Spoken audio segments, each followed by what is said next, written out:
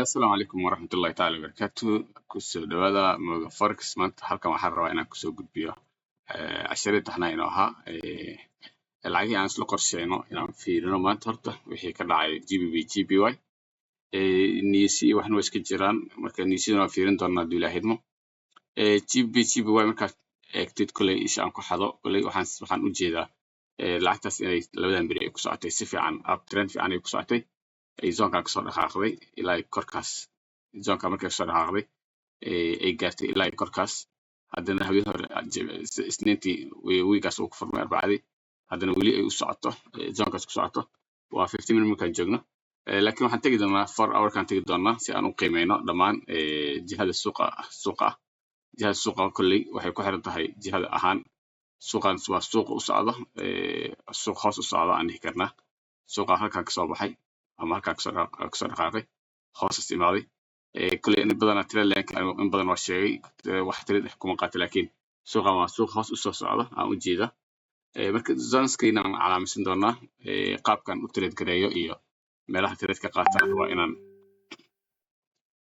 isla fiirino marka qaabka u trade gareeyo waxa waaye maadaama suuqan zonka markuu soo gaaro salahan zonkaas hadda ka hor waxay ahayd zon laga soo celiyay zonkaas waxa waaye zon laga soo celiyay marka waa calaamad go'an saaran doonaa oo 4 hour ah haduu Ilaahay idmo kadib waxaan samaysan doonaa zon kale aan samaysan doonaa calaamad 4 hour ka zonkaas halkaas aan dhiga wax yar kalarkan rabaa inaan muujiyo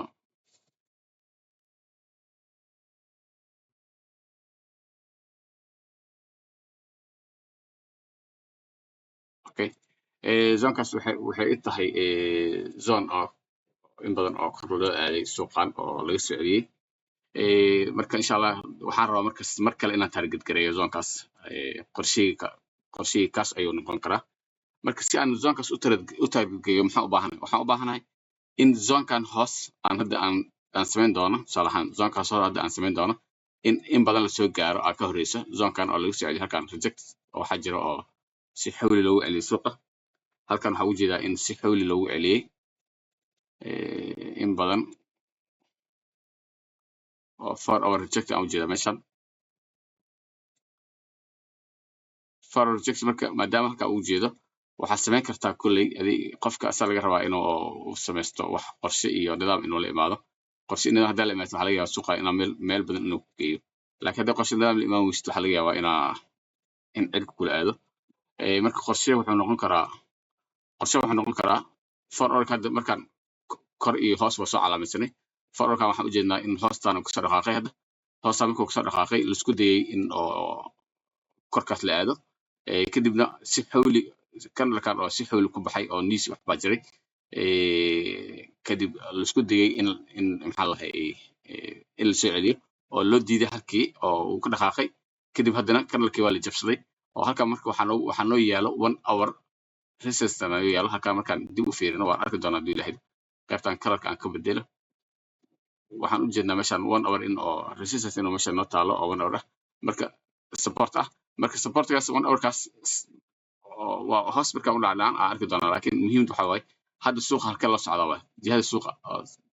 suuqa halka suuq waxa la socdaa kaliya hadda meeshan wuxuu rabaa suuqa horta inuu soo qaado zonka inuu soo qaado u yaraan kadibna isku dayo in zonkan uu soo qaado kadib zonkaas uu aado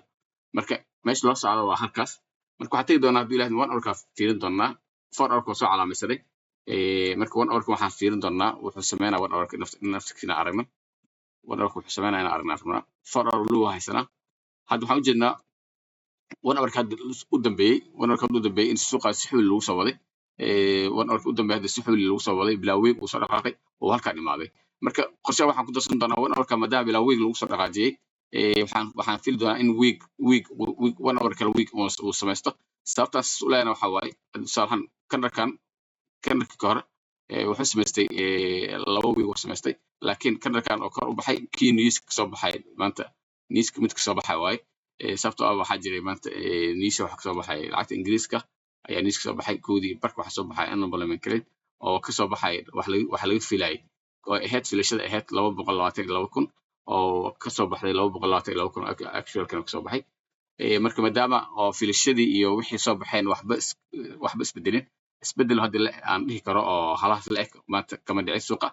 marka 1 hour kad waxaan ka rabaa 1 hour kaliya waxaan ka rabaa kaliya 1 hour rejection inuu sameeyo 1 hour hore maadaama week hoos ay qaatay 1 hour ka kale waxaan ka rabaa week hore 1 hour ka kororti inuu soo qaado kadib suuqa inuu soo daato marka intaas waa inta badan aan rabaa inaan aan ku tarad gareeyo marka laakiin waxaan ogaan karaa marka 15 minute marka tago ayaa si fiican u arki karaa 15 minute marka tago oo isku day lacagtii inaan 15 minute aad tago 15 marka tago waxaan arki karaa suuqan hadda 15 minute last 15 minutes inuu u socday si xuli uu ku soo socday kor ku soo socday 15 minutes ka hore oo lowgan aan la soo gaarin oo la isku dayay in la soo jibiyo kaas waa kii 1 hour ka soo socday waa hadda korkaas la socda inta la socda zonkan oo zonka 1 hour ka la socda kadib aan rabaa in la soo daato marka insha Allah waxaan rabaa halkaas inaad trade ka qaato trade waxaan ka qaatay zonkan 15 minutes ka hore markuu intuu dhamaan kan markuu week ka qaatay kan kala body ka qaatay halkaas trade ka qaatay trade-kii waxaan ku saleeyay kulay zonkan stop loss-ka iridan hadda oo calaamada ay saaran tahay oo weegan meesha u hooseysa ayaa dhigtay stop loss-kaas marka waxa waa stop loss oo 12 bip meelahaas way marka faa'iido waxaan ka rabaa 1 to 2 amal weeraan aan ka helo 1 to 2 inaan ka helo zonkan markuu imaado inaan trade-ka aan ka qaato wixii faa'iido aan ka qaadan karo inaan ka qaato sidaas horta waa qaabkan aan trade-ka u qaatay waxa laga yaabaa hadda inuu faa'iido ii wado meesha ka qaatay 443 intrigii waxa waaye 443 kan week markuu qaatay week kale intuu salan halkaas oo ahaa intrigii marka qorshahan raban waxa waaye stop loss kan zonkan meel ku hooseysan la dhigtaa rabaa stop loss-kii laakiin waxaan target garan doonaa 1 hour kii hore haydiisa 1 hour kii oo hadda 1 hour maahan meesha waxa u jeednaa 15 minute 1 2 3 4 zonkan rabaa inaan target gareeyo uu badnaan 1 to 2 zonkan markaan helan inaan trade ka baxo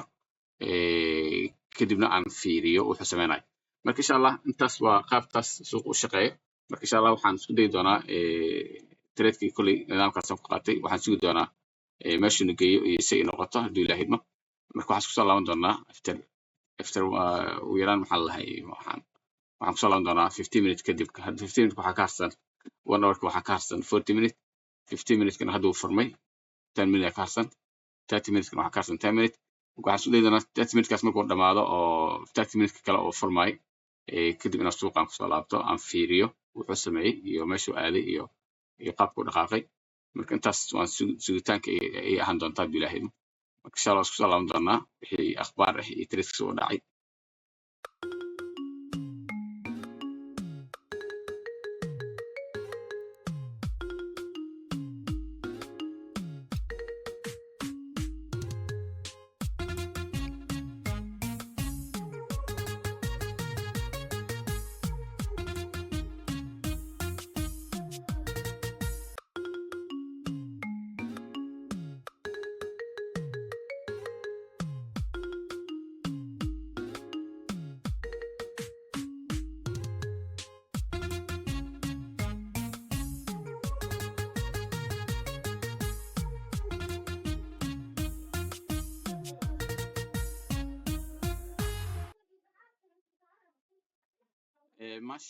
ما شاء الله كله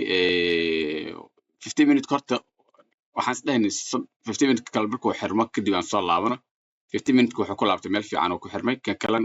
all the way wuxuu socdaa targetkeena marka targetkeena maalinlaha wuxuu iska ahaa 1 to 2 waa haysanaa hadda alxamdulillah marka waxaan la targetin targetku wuxuu u socdaa zonkan meesha u socdana waxa waaye zonkaas waay marka insha Allah waxaan isku dayi doonaa in trade-keena iska manage gareeno stop loss-ka aan keeno entry ugu yaraan stop loss entry aan keeno faa'iidada qaranka qaadano waxaan ka qaadan karno wixii kale aan isdhahno okay next day aan faraha u qaadno 1 to 2 waa haystaa okay masha Allah